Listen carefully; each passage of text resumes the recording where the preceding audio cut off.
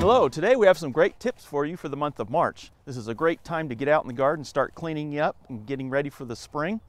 One of the things you can do is in your beds, like annual and vegetable beds that don't have anything in them, you can go in and cultivate them to help control some of those winter weeds.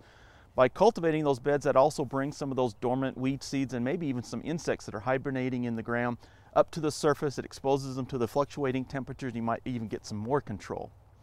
Now this is also a good time to get out and start pruning back some of your perennials, especially your ornamental grasses. They can be pruned back to the ground just prior to new growth beginning. Things like monkey grass, liriope can be mowed down or cut back to remove some of that old damaged foliage from the winter, also before that new growth starts. Now other things you can do, there's a little bit of pruning that might need to be done in the garden. Roses, mid-March is a good time to prune roses, especially the hybrid types. Now the landscape and shrub roses typically don't need a lot of pruning, but the hybrid types like this one, they usually take some heavy pruning to encourage some good growth and some nice flowers. You would do that just prior to new growth starting again this month, as well as if you have varieties that you know are susceptible to some of the diseases like black spot and powdery mildew and things like that. You want to begin your spray program about the time that the leaves are beginning to emerge as well. Now there are other pests that pop up in the spring too, this typically beginning in March depending on the weather conditions. Things like some of the fungal problems like anthracnose, which attacks many trees and shrubs in the landscape. And that's another one that the fungicide needs to be applied at the time that the buds are beginning to swell on the plant, leaves are just beginning to emerge, especially if we have those wet, mild spring weather. And that needs to be applied several times probably during that period to help control that anthracnose disease. There are other diseases like diplodia, tip blight that also is controlled with fungicides at the time that the buds are beginning to swell on pine trees.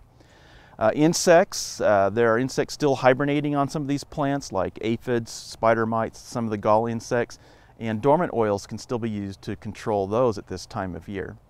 Another one is the gall insects that attack some of our trees and shrubs. A chemical as well as physical control is usually done during March to help control those.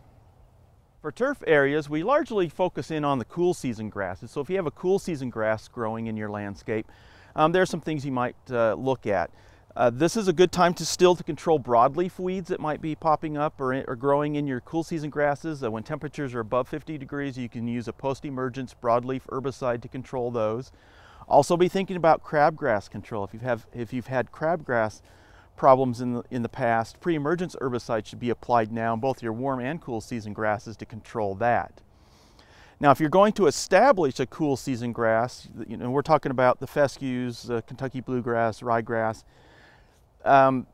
March is the second best time to do that. Now the fall is actually the best time, but if you are thinking about doing it this year and want to get one started, March would be a great time to do that.